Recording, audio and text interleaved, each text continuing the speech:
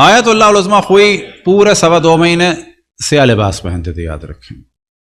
اور اس وقت ایک بہت بڑی تعداد قم میں بھی جس طرح ہم نے پہنا ہے، آپ یقین جانیں تقریباً جب ہماری نوجوانی تھی اس زمانے میں سیاہ لباس کا اتنا شاید رواج نہیں تھا. اگر آپ کو یاد ہو، مرد عام طور پہ سفید کرتا سفید پاجامہ پہنتے تھے، کچھ لوگ سیاہ کرتا پہنتے تھے. اگر آپ ماضی میں چلے جائیں، اللہ کا شکر ہے کہ یہ سیاہ لباس بڑا ہے، اور یاد رکھیں کہ یہ عزاداری ایسے ہی بڑھتی رہے گی. اتنا سیاہ لباس دنیا میں کبھی نہیں ہوتا تھا.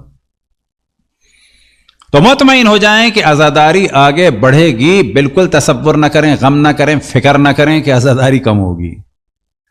ہر ہماری نسل یہ سوچتی تھی کہ آئندہ کہیں عزاداری کم نہ ہو جائے. وہ سوچتے تھے، اس سوچنے کا ثواب ہے، لیکن تسلی یہ ہے کہ کوئی پرابلم نہیں ہوگا.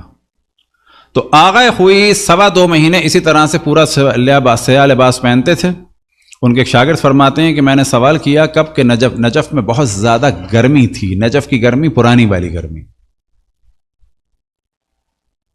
کون سا پرانا والا؟ جب اتنی ٹھنڈک کی چیزیں نہیں تھی، اور وہ پورے سیاہ کپڑے پہنے ہوئے تھے. حتیٰ ان کے بقول کے موزے بھی سیاہ تھے.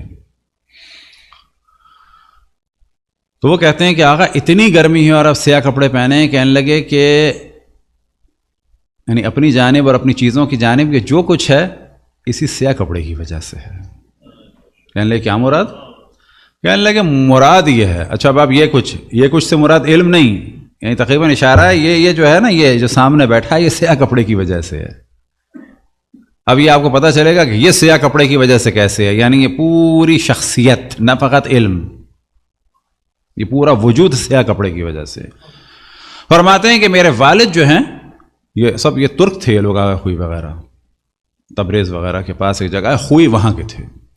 فرماتے ہیں میرے والد، ان کے والد یاد رکھیں، والد ان کے تھے بہت، ان کا بلند مقام، اللہ ان کے درجات کو بلند سے بلند فرمائے. وہ علمی اعتبار سے اتنے مشہور نہیں تھے جتنے یہ تھے. وہ فرماتے ہیں کہ میرے والد جو ہے وہ روضہ خوانی سے کیا مراد؟ مجلس. وہ پڑھتے تھے. اور میری والدہ کے یہاں ہر دوسرے تیسرے مہینے، معذرت، ہر دفعہ جب حمل ہوتا تھا تو 2 یا 3 مہینے میں ساقط ہو جاتا تھا. 2 یا 3 مہینے بعد ساقط ہو جاتا تھا. لہذا میرے ماں باپ بے اولاد تھے. کہنے لگے ایک دن ایک خاتون نے کہا آغا علی اکبر، آپ اتنا ہمیں امام حسین کے مصائب سے آشنا کرتے ہیں، اتنی ان کے ذریعے سے امید دلاتے ہیں، آپ بچہ مانگیں ان سے اپنے لیے. کہنے لگے میرے دل میں لگا کہ واقعاً مجھے بچہ مانگنا ہے امام حسین سے. آ کے کہتے ہیں بیوی کے پاس کہ کوئی نظر کرنی ہے، اور ان کے حالات انتہائی خراب. اب نظر کرنے سے ان کے ذہن میں کیا ہے؟ کوئی بڑا کام جس میں خرچہ بھی ہو. تو فرماتے ہیں میری والدہ نے کہا کہ ضروری نہیں ہے کہ نظر آپ کریں کوئی بڑے خرچے والی، کیونکہ ایران میں عام طور پر کیا ہے، نظر سے مراد کہ جانور ذبح کیے جا رہے ہیں، کھانا پکایا جا رہا ہے، کھانا بانٹا جا رہا ہے، یعنی میں کچھ دوں. نظر بے معنی نذرانہ، یعنی امام حسین کی خدمت اقدس میں کوئی چیز پیش کروں. اس طرح سے سمجھیں، نظر اردو والی نہیں بات ہو رہی، یا فقی نظر کی نہیں، یعنی کچھ دوں. شہدائے کربلا کی راہ میں، امام حسین کی راہ میں، محرم میں خرچہ کروں. تو والدہ کہتی ہیں کہ نہیں وہ تو نہیں ہے، لیکن ایک نظر ہو سکتی ہے. کہ کیا؟ کہنے لگے نظر کریں کہ ہم لوگ پورے ان دنوں میں سیاہ لباس پہنیں گے، اصلاً بغیر سیاہ لباس سے کوئی لباس نہیں پہنیں گے. تو ان لوگوں نے یہ نظر کی، اور اب دوسرا مہینہ بھی گزر گیا خیریت سے، تیسرا بھی گزر گیا، اور 7واں مہینہ داخل ہو گیا.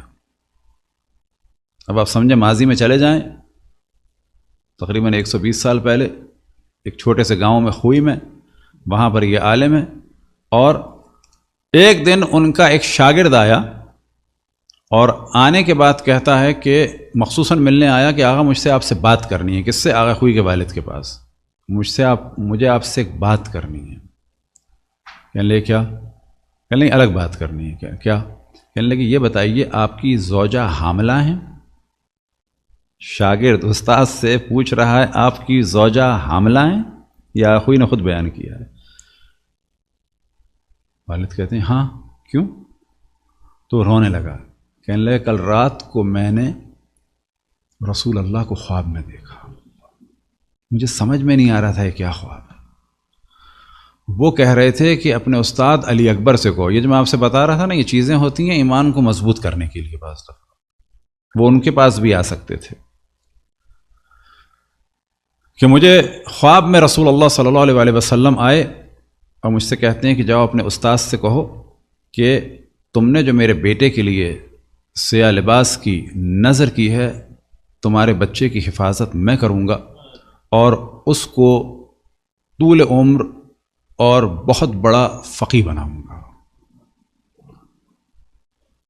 اب آپ تصور کریں کہ انہوں نے کوئی بہت بڑی مجلس کی یا کھانے کی، وہ ان کو نیگیٹو نہیں کر رہے مجلس یا کھانے کو، ان کے ذہن میں جو سمجھے ایک چیز آئی، جو الہام ہوا کہ میں سیاہ لباس پہنوں گا۔